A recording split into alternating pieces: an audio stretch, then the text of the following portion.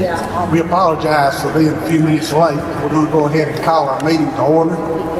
And we need a motion to adopt the agenda as presented. Do we have that motion? So moved. Do we have a second? Second. All those in favor? Aye. The numbers is short tonight, but I'd ask you to remember Mr. Dahlberg in your prayer. Ms. Amos. Thank you all for being here this evening. Ms. Fox, I want to say thank you for getting everything set and ready for us. It looks great, and we love the red, and so thank you. Appreciate your custodians getting everything cleaned up. The school looks great, so we thank you for your help. Also this evening, I'm going to go ahead and ask Kim and Steve if y'all will come up to the podium so we can hear you in a moment. They've got some reports to share with you all on facilities. They've been hard at work on the last couple of weeks with different reports and so forth. So I want them to give you an update, high school, and a couple of things that we need to discuss this evening. And some of them do have some money items, and so I've got some action items there. I can say the first one, the barn and the arena. We did not receive the information that we needed, although we've been meeting with that team and the design team. I think the plans are going to be fantastic. And the location, the design of the barn and the arena to go with our advanced ag.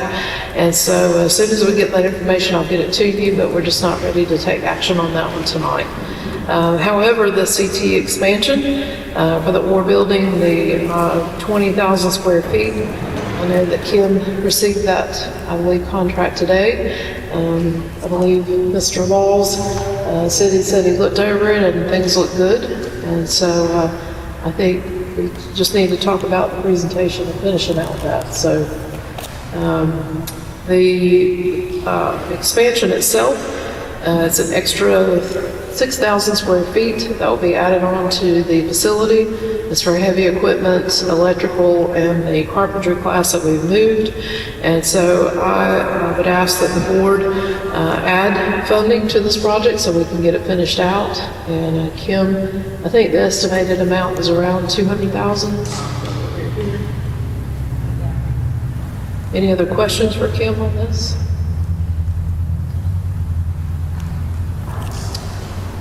Just a little background on it. We had intended to approve funding for these three projects: the barn, CT, and the stadium update there, the turf replacement that's torn. But because the barn wasn't completely done, the planning wasn't, we're going to leave that off to probably next month. But we want to go ahead in a good faith statement of faith and go ahead and approve the funding that the OR building will be completed in a timely way. We've spoke to Kim about it, and we'd like to, if we can, have a motion to approve and add an additional $200,000 of that funding for that project. Do we have a motion? I'll make that motion. Do we have a second? I'll second. All those in favor? Aye. Motion carries. Thank you, Kim. Next, we have the stadium. I know that we have many repairs on all of our campuses that we're working on. Many of these items have either been going to be taken care of with state funding or reimbursed by FEMA at some point in time. So the next thing to talk with you about is the turf replacement. We did have some landslides there in the area. We know that the state is going to take care of the landslide repairs through the, I guess, hurricane relief funding from the state. But this one is about the turf itself. And I want to say that estimate was around 80. That was for a portion of it. Okay. There was two different There was two different estimates that were given on the turf. There was one to remove and refill the infield, that was $36,550, and then was to remove and replace the end zone panels, and that was $72,019. That totaled up to $109,460. 100 and what? $109,460. And so this is something we filed with FEMA and We will file this, yeah. this will be filed with FEMA. It will, yes. We just need to know if we want to, you had mentioned moving forward with getting that done all season. As we know, FEMA's a process, so we're still working through that process with them. So I don't know if we want to go ahead and put that money forward to fix that, and then once we do receive that FEMA money, we can reimburse ourselves. Do we have enough money in the replacement fund to cover that? We have close to that, so we could use some other money out of the, You know, we talked earlier about taking the funding out of the turf right. replacement fund, but my only concern with that was we need to put some kind of wording to the effect that money will be reimbursed with that FEMA money where that fund is solved. We don't want to take anything away from that we don't put that in danger when it comes time to replace it. Because we do want, once we get to the point we need to replace the turf, we want to be able to have the funding available. And that's something we need to look at as we go along for the cost escalation. If we need to put back more each year for that or whatever. I mean, a lot can change between 12 years. Is that an issue if we pull it out of that fund? It shouldn't be, I mean, as long as, it'll just be a matter of time for when we get the money back from FEMA. And then we would put that money back into that to save. Is there any way that we could put that, like you said, in writing or something in case? I mean, another board's gonna come along and that money might not be here. We need to make certain that that's taken care of. That's documented. Okay, thank you.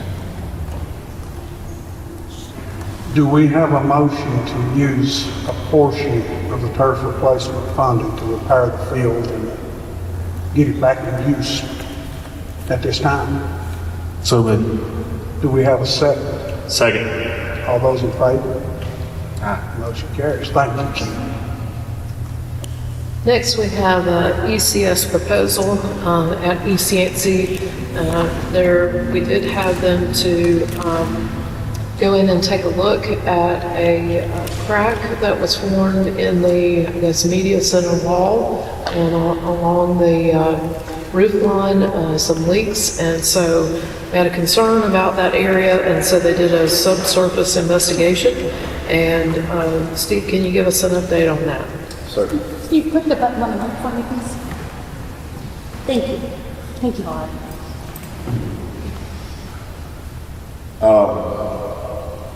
Yes, we had ECS to initially come out and look at the cracking in the walls there in the workroom at the media center. It was determined that it's possible slide on the bank on the outside of the building had come out, which had caused a little sinking in that area. So we got in contact with ECS, took some initial pictures, and they have given us a proposal. They want to do some, according to their proposal, they want to do some exploration to evaluate and generalize the subsurface conditions in the areas of the slope, which means on the outside they want to do some drilling and see what we're working with underneath on the bank on the outside. Then their second task of work is to do some boring on the inside of the building. We want to go in and take some core samples of what's underneath the building to make sure that they have viable conditions under there to work with. And all we're basically waiting on as far as them doing this work,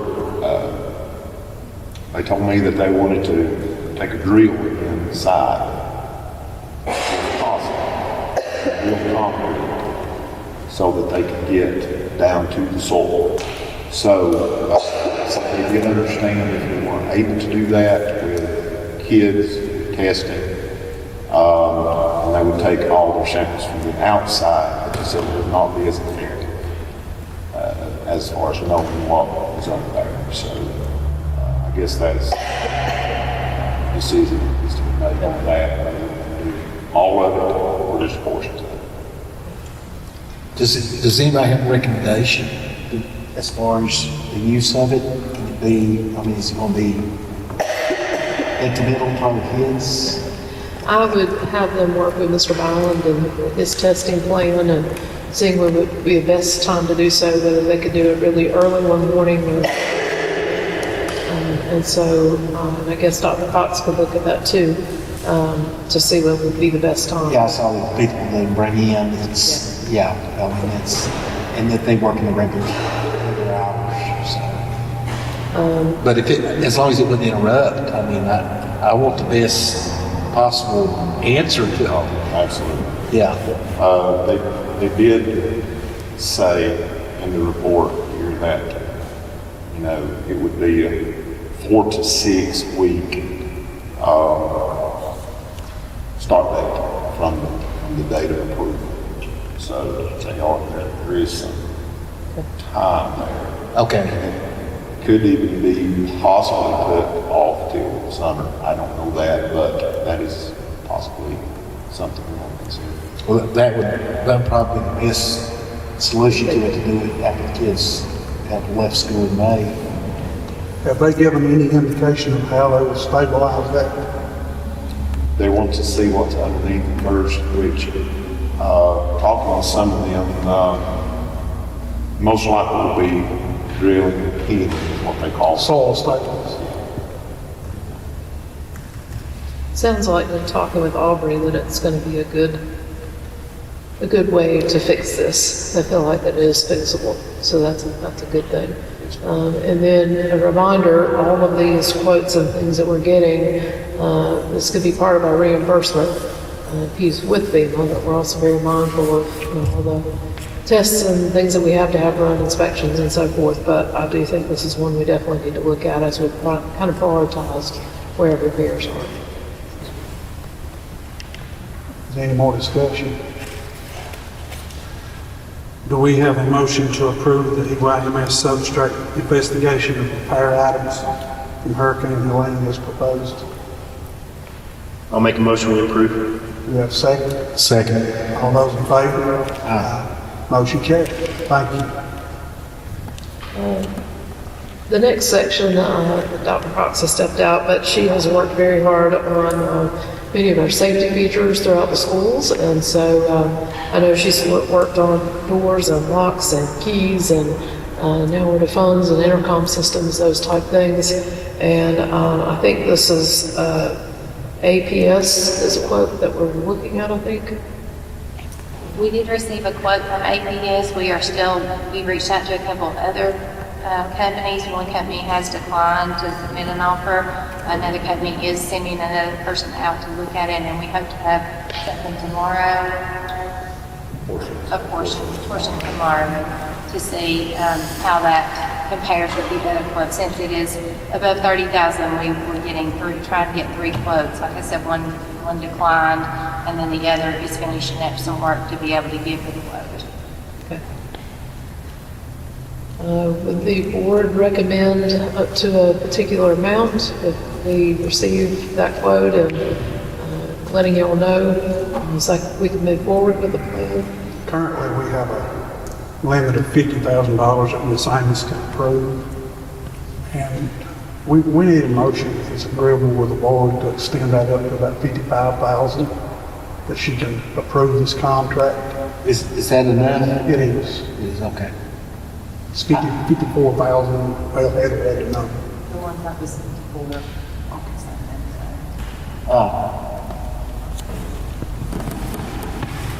I'll make a motion we approve and extend that to 55 for this project. Do we have a second? Second. All those in favor? Aye. Motion carries. Thank you. Okay, I'll let you know what quote comes in and what it looks like, and dealt with a couple of these companies that did do a really good job. So thank you all. Next, the FEMA update. I did speak today also with Donnie about the debris removal. And Steve, I've got some information for you, and I'll share that here with you in just a little bit as far as quotes and things that we need. And I know that Kim has been, she and Faith have been working really hard with FEMA. And some weeks are good and some weeks are frustrating, and more documents or more pictures or whatever the case may be, like other groups. And so anything that you want to add on the FEMA update that you can think of. I do know there has been people out at the sites visiting. We're working on getting all that documentation and making sure that FEMA has all that recorded before we approve anything and move forward. Thank you. Yeah, I have a couple of FEMA items. First of all, on the FEMA items, we had site inspectors past 2 weeks. Some looked at Michael, some looked at Clearmont buildings, property. Like as Kim said, we haven't received those reports yet, but we did have those site inspectors. Then we had a couple last week that looked at playground equipment and the cross-country trail at Mountain Heritage. And we went over the items there that were damaged and stood in need of repair. Then I thought this one was probably pretty important. We went to the weekly meeting at the board office with Kim and Faith, and it was the first time that I had gotten to sit down with one of the FEMA mitigation team members, and he was telling me that if we could provide a list of items, school by school, for the projects, he said that if we would provide him with something that was planning for future events, that they would be willing to cover those items. So we've been working for the past couple of weeks on trying to do school by school and trying to get things like places where we need drains, downspouts, things that would keep water coming into buildings or washing out places like we had.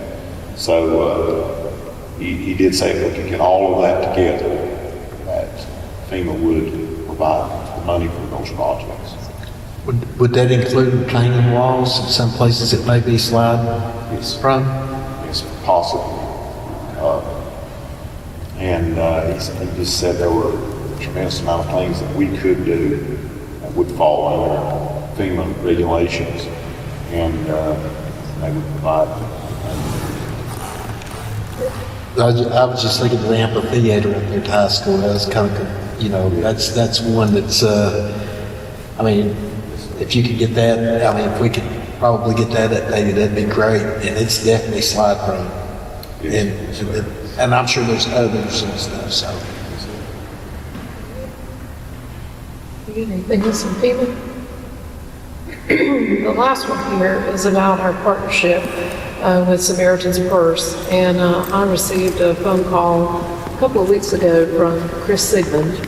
And he is asking at that point in time about the property at Ball Creek and the possibility of using that area for the hurricane recovery efforts and putting mobile homes there just for a year so that they could get them out to the community while their homes are being rebuilt. And so again, I talked to Donnie just a little while ago, and he said that we could do like a lease agreement for 1 year, a licensing agreement. Their business insurance would have to look possibly at the gates, the proposal, and so once we get that information, I'm presenting that to you, what that contract looks like, so y'all can read over it, take a look at it. I do think it would be a great thing for that partnership and helping our community as we continue to recover. So, any questions on that? I'd just like to say that I support anything that we can do to help our community throughout this time. And if it works out, then I would definitely support it. So. I mean, it's an opportunity for us to participate in something that's just dynamic for our community to be rebuilt. I think it's a good thing for Yancey County. It'll be in a safe, secure place right off 19 and be able to see it. I just don't see anything negative about it at all. So, I don't think we really need to take action on that now, since I don't have a contract or anything, but as soon as we do, then I'll ask y'all to move forward with that. But for right now, I know that's being discussed, and I wanted, all the principals to know that, and everyone here to know that we're working towards some solutions for our students in our community. Okay? We normally would take a short recess, but it's 6 o'clock, so I guess we'll just move right on if that's all right with you. We appreciate it. We appreciate you being here. We appreciate you participating in this. We appreciate Mr. Rover coming out. Without an effort such as he makes, the community a lot of times don't know what goes on. And that's why we're out on the schools. We're asking the community to come out and participate and be a part of this process. We want Yancey County Schools to be in every home in Yancey County, and everybody here to know what's going on and to participate and be a part of it. But we thank you for coming out, your participation. If you would, if you'd stand with me, I'm going to ask you to quick to lead us in the Pledge of Allegiance. I pledge allegiance to the flag of the United States of America and to the republic for which it stands, one nation, under God, indivisible, with liberty and justice for all. Thank you. First up on our agenda is good news from Miss Amos. I'm going to let Dr. Cox tell us about the Nike shoe contract that you're coming up with, and all the good stuff that you and the principals are working out. So I was approached by a friend in Mitchell County, and she works with their school system, and they had a donor to reach out to them to provide a pair of Nike shoes for every student and employee in the system. And then they wanted to do the same for Yancey County. And so principals were very gracious to give a quick turnaround and collect shoe sizes for everybody in their building. And then at the district level, we did that for district employees as well. And so I'm just waiting to hear back from her. I did hear that I think 2 of Mitchell County schools got their shoes last week. So that's very exciting. And unfortunately, I don't have any information right now about the donor or the organization, but I'm hoping to get some of that information to share later. So it's just a very, very generous and kind offer. So we've been very blessed. So my understanding is this is a donor, not Nike, correct? I'm not really sure. That's the thing. I don't know. The one individual I have, I've just got one lady's name that I've emailed, and so I'm still waiting to hear back. So yeah, I don't know how it works, but yeah. Either way, it's great. It's amazing. Yeah, it is. So we're excited about that to see. I remember when I got my first pair of Nike shoes in the 80s, and it was awesome playing ball in Nike, so it's exciting. So I know Dr. Cox has put it in for years, going to be pink and shiny and bling and all that stuff. So I need to make it for Quest. Personal Quest. So we're excited about that. That's awesome for our students and our faculty and staff. So it should be an exciting day when we get our Nikes in. Also, I want to recognize, she's here this evening, if she is, Miss Lynn Deaton. Extremely proud of her and all that she does for our cafeteria staff. And she had written a grant for the North Carolina Disaster Recovery Act, part of the Hurricane Helene, effort that was through the General Assembly. And she received $149,000, and so we just want to recognize her, all the work that she does during the storm. Afterwards, she was out here cooking at Blue Ridge and all of her staff, and they just really did an outstanding job. And so let's give Miss Vicki a round.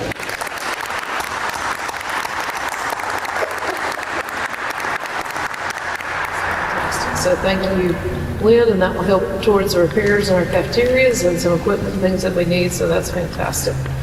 Also, we had some folks, one of my superintendent friends had said to me in December, Kathy, I want to come to Yancey County, and our kids want to help. And they have been through many hurricanes down the coast. If you look at Berkeley County on the map, it's right there at the Albemarle Sound. So it's like it's Dare County and then County Inland is Bertie. And Dr. Otis Smallwood is just a fantastic human being and his staff. And so sure enough, about 2 Fridays ago or so, they showed up and we fed them lunch and were able to celebrate with them. And just such wonderful folks and very generous. I got tickled because their car got separated.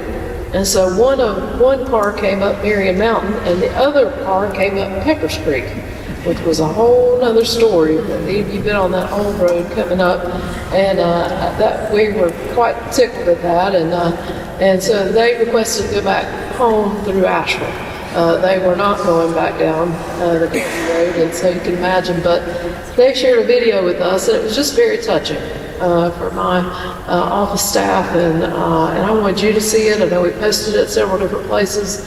But they presented a check to us, and we turned around, and the monies that have been coming to us, we have used them for various things, especially the field trip requests.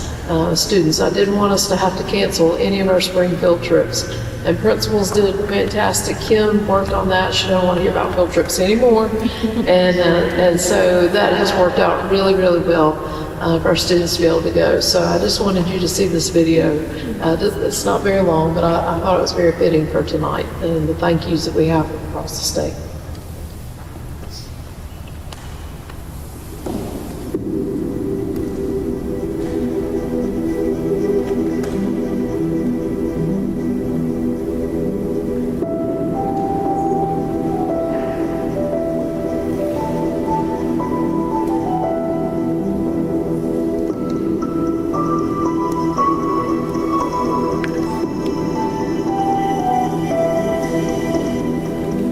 Some roads you never expect, some storms you never expect to weather. Bertie County knows what it means to live at your house, to see your home, to see your school, to see your community forever changed.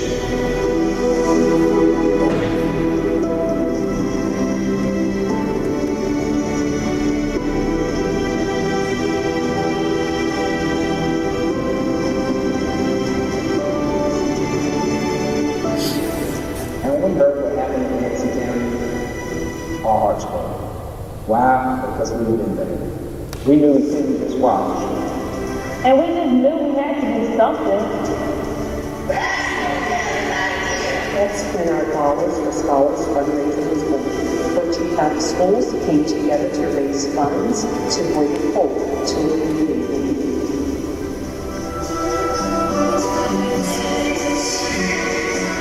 We had one goal, to raise $12,000 for Yancey County Schools.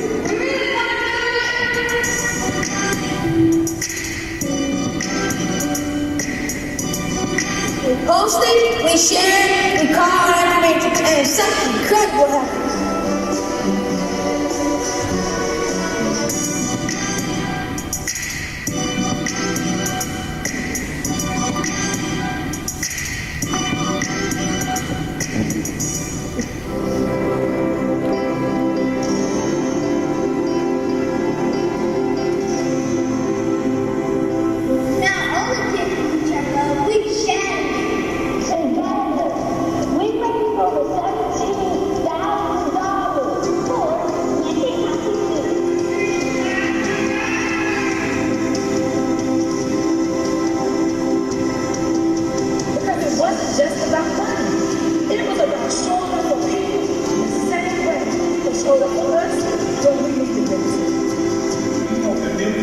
Must help communities, and it is our pleasure to help you, and may God bless you.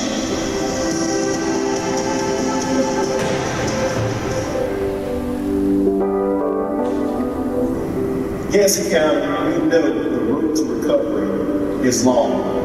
We also know that it takes time. But we want you to know that we are here for you. You are not alone. And also, you are strong. We want your seniors to have that same moment, to walk across the stage without words, to celebrate all that they've overcome.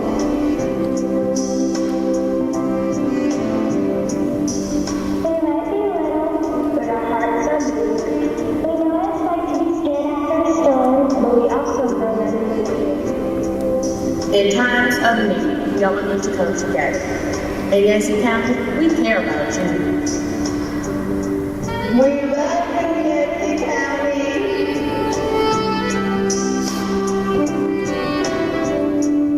Yancey County, we may be miles apart, but in our hearts we are right there with you. We know the strength it takes to be here. To show up every day and doing things for the circle. And to never lose hope. And this is why we came together. Because family is family. And now, Yancey County, you are part of our family.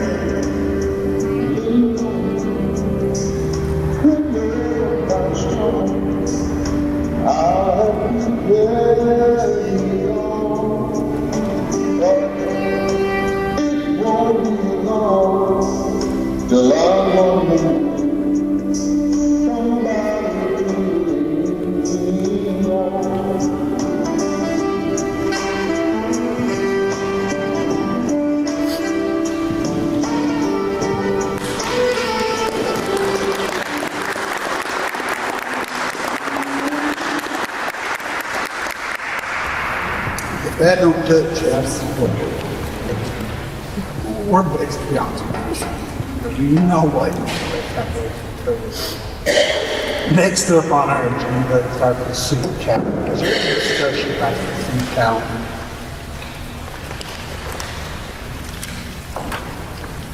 Hearing none, seeing none. Do we have a motion to approve the consent calendar as presented? Do we have a second? Second. All those in favor? Aye. Motion carries. Thank you. Next up, superintendent updates. Ms. Atkins. Good. I want to share a few things with you. I'd like to thank Ms. Allen. I know she's been working on our pre-K autistic training. And so, Ms. Allen, anything you can share with us on the training that you got?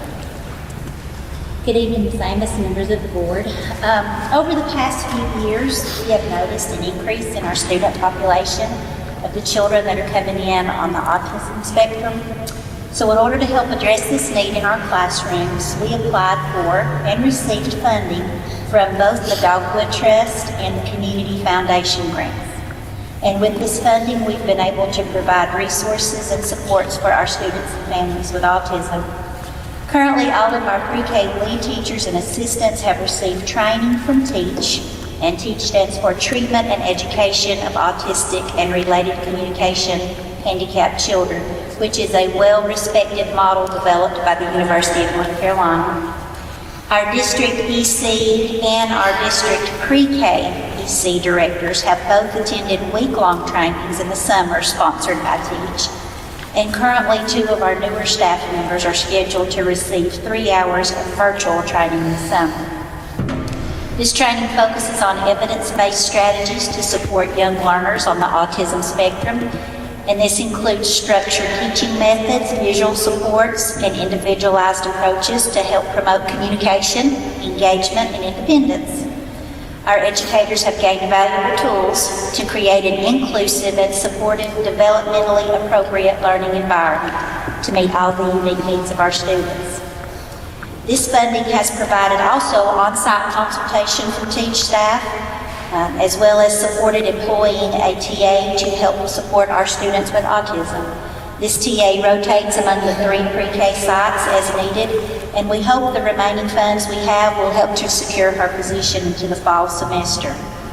We are currently working with TEACH to provide a virtual parent information session for our parents of autistic students, and we look forward to continuing to meet their students and families' needs. Thank you. Thank you. Thank you, Ms. Allen. Appreciate her work on that grant, and she and Robert and several of the others and our teachers. It's fantastic training for our students, our teachers, and our families. So thank you, Ms. Allen. Also want to let you know we did receive, I included the report in your packet. Again, this year, Yancey County Schools has received the lowest attrition rate in North Carolina at 4.5%. This is a report that was sent out by NCDPI to the General Assembly, and so I know principals work hard every day. We want to hire the best teachers, and then we also want to keep our very best teachers. And so I thank you all for working with them and offering them support and training.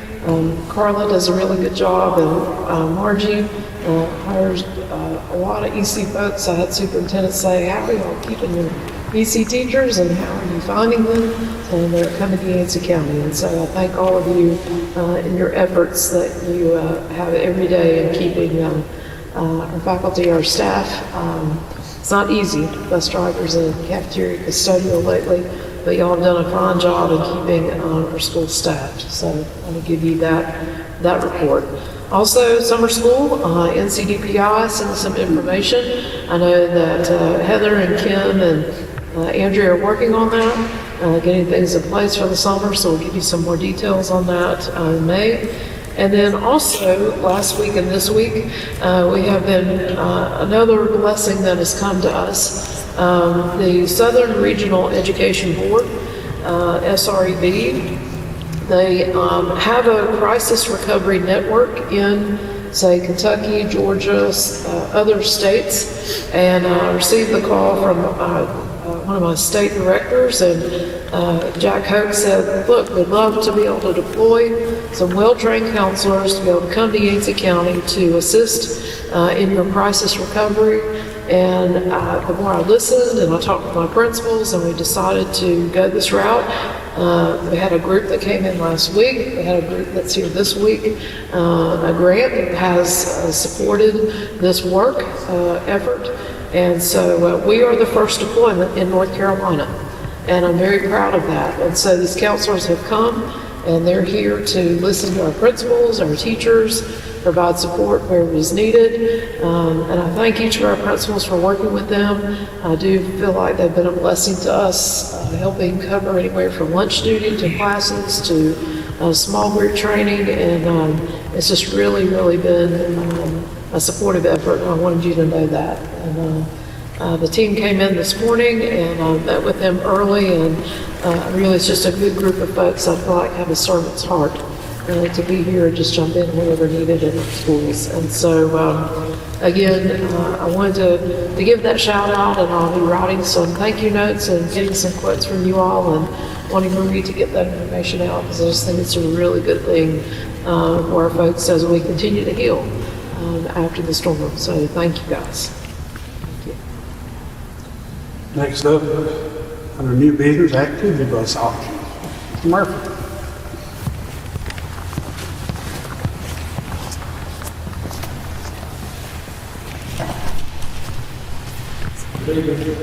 Board of Assignments, Dr. Cox. I was asked to get some options for activity buses, and I put up some papers on your table there. The first one is a miniature bus that does meet all of the DSS and CMVSS requirements. That's for North Carolina schools. You have a 14 passenger and a 26 passenger. Prices on them is 102 for a 14 and 106 for a 26 passenger. As in the regular buses, I put one quote on here for a 72 passenger bus. Right now they're 159,069. So when you look at all the prices for the regular buses, you can go 42, 54 passenger, 72. Of course, all that is in elementary. Is from 156 to 159. The miniature buses is 14 to 26 passenger, and that is 102 to 106. These prices they do have some in stock, or they could be ordered now. They're subject to a great price increase if things change here with the tariffs. The difference in the buses, in my opinion, there's 2 miles a gallon difference in fuel. I understand the little buses, but we have more requests for bigger groups of students than we do smaller groups. Unless we could get one of each, I would suggest a bigger bus. Reason being, I'm afraid if we get a 14 or a 26, there's a lot of times that's not big enough to haul the kids involved. We do have 8130 that we finally found the parts that's on back order, and we'll have it going hopefully in the next 2 weeks. And that will be, we can run it, I can't remember what model it is, but we can run it bucket Buncombe, Haywood, that way Mitchell, Avery, Yancey. I just wouldn't want to take them to Raleigh like that. How many passengers is it? It is 24, I believe. So we still have one small. It would be, it's in between 14 and 24, I can't remember the exact passenger on it. Which one of these would you recommend? I mean, of the bigger bus, what size would you recommend? Well, right now we have from a 66, 172, and a lot of 54s. I'll ask principal, I'll ask Larry, you don't notice that much difference, 54 and 66, do you? I mean, they're a little bit, you gain a row of seats. We get a request for small,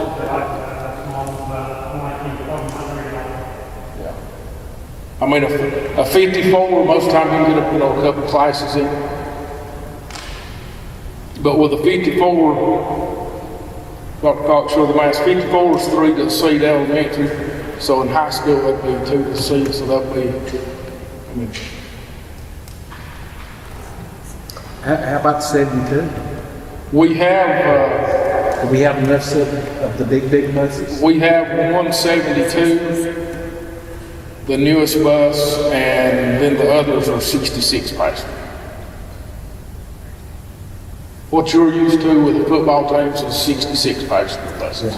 So if we buy one bus, you would suggest buying a bigger bus and buying, is that correct? I would say at least a 54 to 66 passenger. And when you look at the prices, They're not that. from a 42 passenger to a 77 passenger is just $3,000 difference. That's, Well, if we're going to have one of the smaller buses, that's going to alleviate a whole other smaller teams that have a way of being transported without taking the big bus. And that was a concern, was putting the miles on the bigger bus. The activity buses you have right now, what, are 66 passenger activities? no, we have 54s, the 2 yellow buses that we just added on is 42s. We have 54, 3 66, 172, and I can't remember exactly. And we got that one that you're bringing back online. Yes, yes. Okay. 8130, yeah. Mr. Williams, if you could go tomorrow and pick up an activity bus, what would you pick up?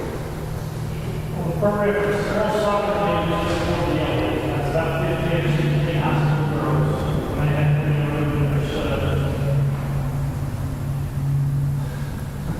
I mean, I know I'm putting you on the spot, but you don't use the buses more than you do. You say 62 versus 66, that's one row, so I think that's it. 54 would be 3 rows for I guess the way the word is, 81, 34, and 32 is the same size, but 32 is a handicap. So 34 will usually do your ball teams, correct?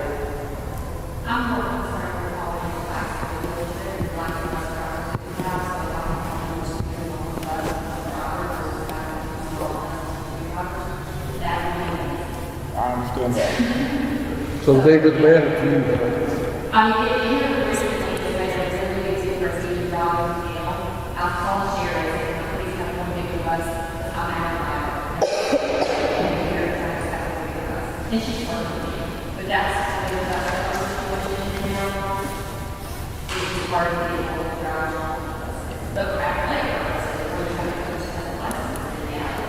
In my mind, I don't really care what we get, I want to get what you need, and I understand exactly a bigger bus, and you can also haul 10 kids on a big bus if you need to.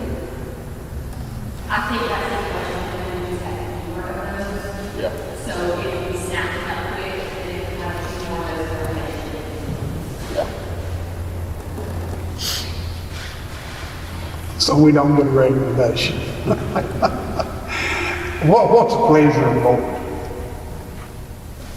Now, I don't care a bit to say what I think, but I'd like for us to say what your opinion is. I think no more money. I think we, I think we need to get the biggest bus we can get. I think we've got one that's a 72. We got some 66. And yeah, bus drivers are hard to track down for day trips, things like that. So Yeah, I mean, for $3,000, you might as well get a 72. That's something that everybody thinks we can get around everywhere we can get the 66. You said mileage is about the same? The mileage is 2 miles per gallon difference on one of the little buses, like 8130. The next. Virtually the same for 66 or 54 or 72. Oh yeah, fuel mileage is the same.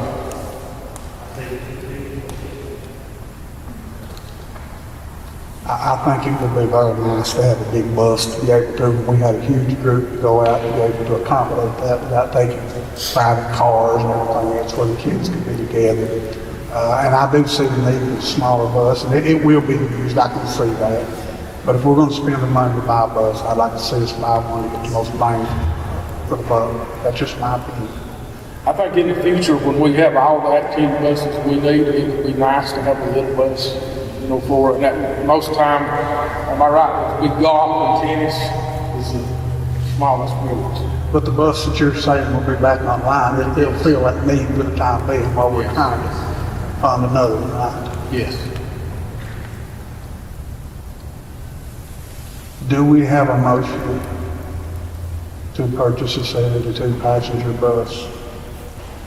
So moved. Do we have a second? Second. All those in favor? Aye. Motion carries. Thank you. Thank you, David.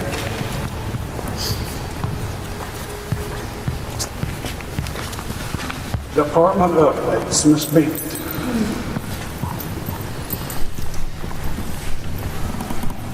This is not. Good evening, members of the board. My name is Dr. Cox. In your packet tonight, you received the board report detailing expenditures and revenues for July through March this year. If you have any questions regarding that report. Seeing none and hearing none, do we have a motion to approve budget amendment number 4? I'll make a motion we approve number 4. Do we have a second? I'll second it. All those in favor? Aye. Do we have a motion to approve budget amendment number 5? So moved. Do we have a second? Second. All those in favor? Aye. Do we have a motion to approve budget amendment number 6? So moved. I'll second. We got a whole lot. All those in favor? Aye. Do we have a motion to approve budget amendment number 7? I'll make that motion. Do we have a second? Second. All those in favor? Aye. Motion carries. Do we have a motion to approve budget amendment number 8? So moved. Do we have a second? Second. All those in favor? Aye. Motion carries. Thank you. Next up is our Transportation Department report. Mr. Murphy. I don't really have any updates. We'll say we're running all roads right now except a little bit on the far end going to Mitchell County down the River Road.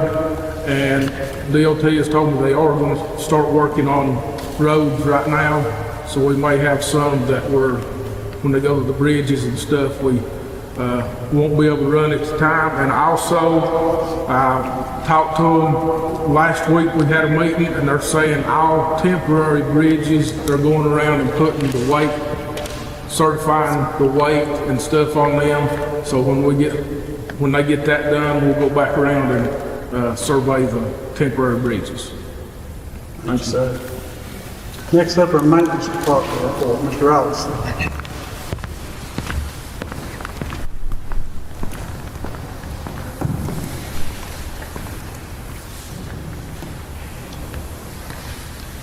Gentlemen on the board, same as Dr. Cox, I'd like to start off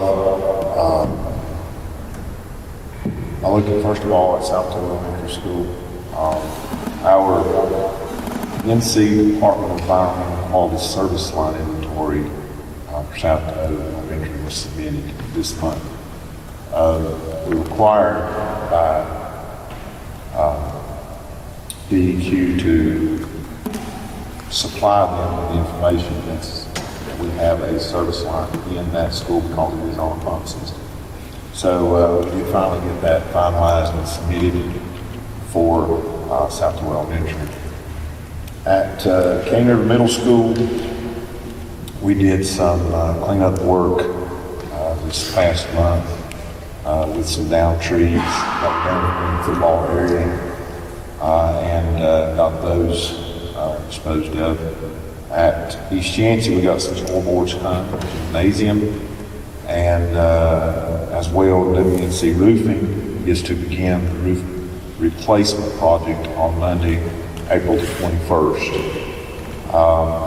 At Mountain Heritage High School, we fixed the baseball net. We had to do that, and that was quite a task to get that net back up and secured. Met with Jeff Traxler with Geo Services about researching tennis courts at Mountain Heritage, and he is working up some quotes for that project. Then we did receive quotes for the amphitheater slide and for the slides beside the steps, and that should begin next week during spring break. And then we're looking at some work to be done in the field house area. We had some drilling done down there last week to see what we're working with under the ground there so that we can stabilize the bank. Then, as well, the field house itself is damaged. We're working with a contractor to look at the proposal to have those things fixed in the field house. As well, we talked earlier about the damage that was done to the field itself, and we're looking at trying to divert the water that caused the damage to begin with, which will potentially have to put in a pipe or a drainage system to take that water away from that field. So we're looking into that as well. Aldridge Electric has been installing outside lights at the core building, which has made a huge difference. It will make a greater difference when the time changes. But some night you should drive by there and look at the lights on that. And this is one I know that everybody's been asking questions about when we're going to start mowing. And Dale Austin from Mountaintop Landscape is beginning work on mowing and landscaping at all the schools this year. Anyone have any questions? Thank you. Thank you. Next up on the agenda, there's a grant writing report. We each have a copy of that. But I want everyone this opportunity, like everyone who works, to make those grant writing processes a success. We appreciate your efforts, appreciate our grant writing, appreciate everything everybody does. Next up is public input. Do we have anybody signed up? We do. We have Stephanie Johnson. Miss Stephanie Johnson.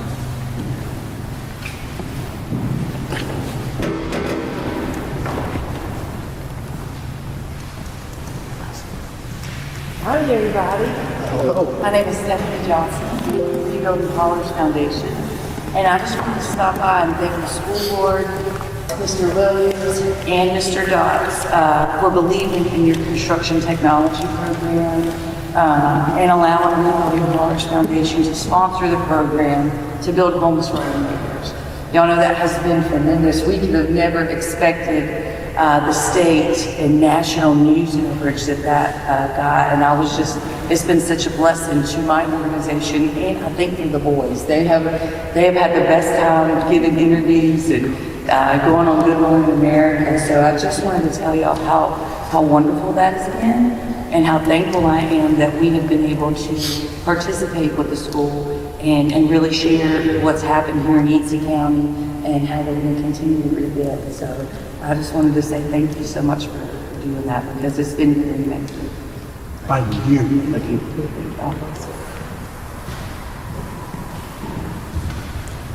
I don't think we have the words to describe what's happening in Yancey County. Next on our agenda is advanced construction class at Mountain Heritage High School on Good Morning America for building tiny homes for our community. Mr. Dots wasn't able to be with us tonight, but we've got Miss Cynthia Dayton. If you're not excited about what's going on in Yancey County, you need to check it out. There's something wrong. It is unbelievable what's happening here in our little small community. We made the national news. Come on, folks. This is exciting. Miss Dean, what do you think about the pictures we're seeing? I see you looking intently at them. It's amazing. It's amazing. We'll see if they can join us when we're at the high school in May. And some night that we recognize lots of students and athletes and our CTE students too. So we'll see if we can, I know they're busy this time of the year, but we'll see if they can stand. I'll be honest with you, I don't want to sit here. I want to get up. It's all I can do is sit still. It's an exciting time to see what's happening. To see the people that are stepping up and partnering and doing what they're supposed to do. When the hurricane came, how many of you know what took place one of the first things where it was at? Now there's a lot of people sitting here that works in the central office, but the general public doesn't know what goes on in the central office. And I can say that because I've been right there. I feel like all of us have that's not in the system. But you walk in the central office and the first person you're going to see is Becky Shue. She may let you in the door, she may not. If she don't know you, you may not get in. She is security. But directly to your left when you go in is where Miss Marie Anglin sits. And she fills all the phone calls and she catches all the flack. She sends out all the requests and different things that people have for her. And she puts up with us as a board. You got Miss Lynn Deacon, you don't see her a whole lot. I go to the board office quite often. Lynn's in her office or else she's in school. That's just where she's at. She's doing something. She gets very little credit. She makes certain our kids are fed. She makes certain that we don't know the state getting funding, that we're running a program that we can be proud of. And when the auditors come, that's the boringest meeting I have in the year. To listen to that auditor's report page after page. But it's a blessing to be able to hear at the end that you're working with a solid system. You've got employees that care about how it works. You go on down the hall the other direction there and you're going to run into Miss Carl. You know that she's your personnel director. What does that entail? Well, it entails going through background checks. It entails making recommendations. It entails dealing with all the employees. Putting up with us at the same time, making sure that we get a request or a recommendation that employer, we can't hire that employer. And pass those background checks. You go on down the hall and you run into what I'm going to call the vast finance department of Yancey County. Nobody knows what that is. I promise you don't know what it's like to have a finance officer call you and say, would you care to come in and look at something? And you're closed. When Robbie was there, the first time she called me, I was closed. But she was gracious enough to explain. And for us as board members, I mean, me and Cody, we've not got a background through education. Ronnie does. But for us, that's huge.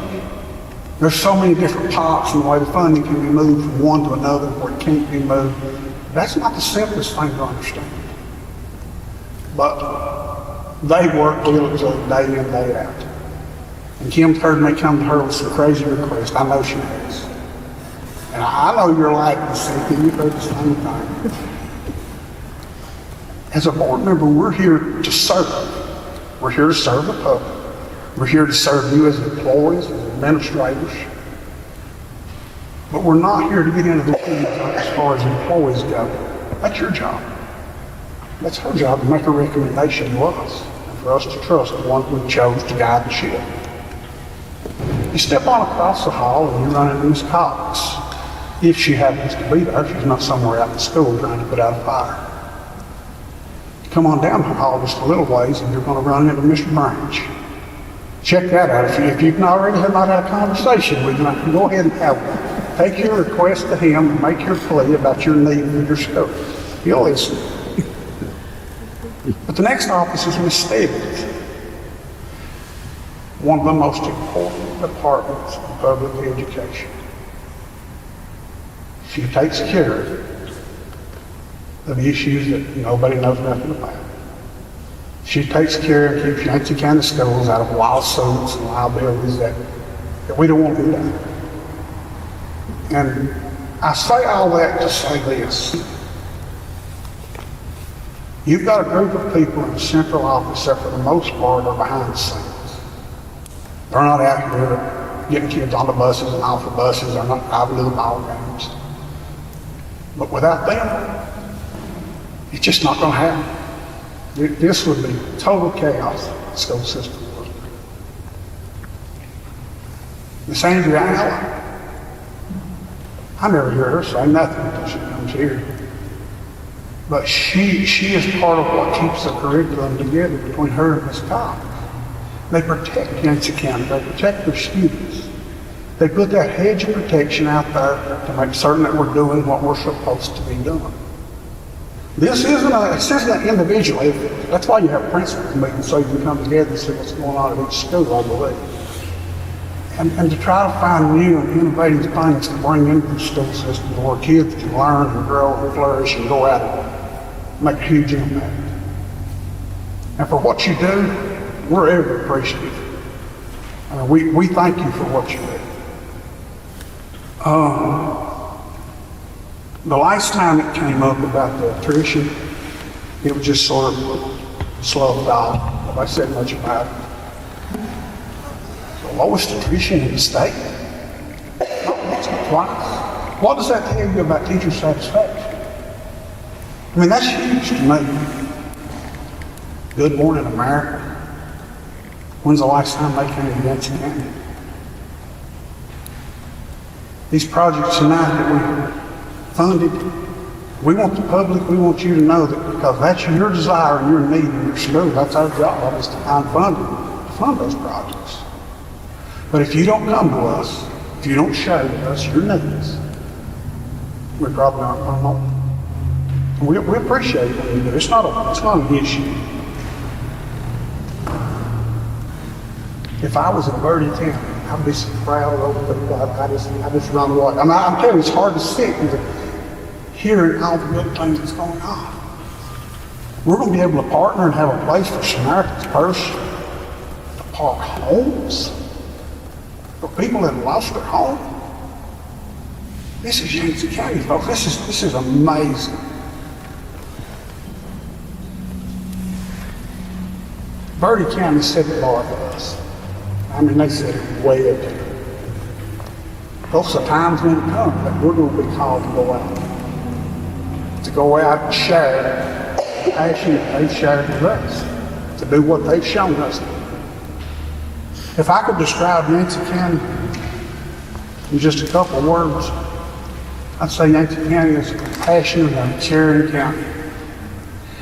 And through a different venue than I'm a part of, I get to hear a lot of times people say, well, nobody loves me. Nobody cares about me. They're throwing me away. Folks, I think we've experienced compassion. We ought to be able to share it and show compassion. And I would ask you that when you go back to your schools, your homes, that you reach out to those neighbors that are still hurting. We're not past this hurting. It's still in front of us, but we're working our way towards it. And we appreciate Miss Stephanie for what she does. It is a fact to try to make these things happen.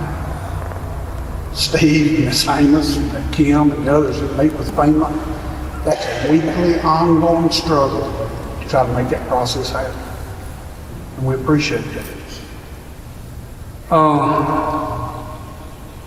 Next on our informational items, pre-K kindergarten registration will be Wednesday, April 16th, 2025. It'll be at the Town Center from 12:30 to 3, and from 3:30 to 6, it'll be at the elementary schools. Thursday, April 17th, will be a high student day. Friday, April 18th, will be an optional teacher work day. April 21st and 25th will be spring break, schools closed. Tuesday, April 29th, we will have a special joint meeting with the county commissioners at East Yancey Middle School at 6 p.m. Friday, May the 2nd will be senior signing day. YCS Tech Building, Friday, May the 2nd, we will have a springboard retreat. Monday, May the 20th, Mountain Heritage High School Auditorium, 5:30 p.m. will be our work session. 6 p.m. will be our regular meeting. Fundraising 24-25, and that's in your packet. I say all this to say this. Thank you. Thank you for doing what you do. Thank you for being faithful to what you say. And we appreciate your support. We appreciate you reaching out and sharing with us where we can help you. Give us that opportunity. We need a motion to adjourn if nobody has nothing else. So moved. Do we have a second? Second. All those in favor? We stand adjourned. Thank you for coming out.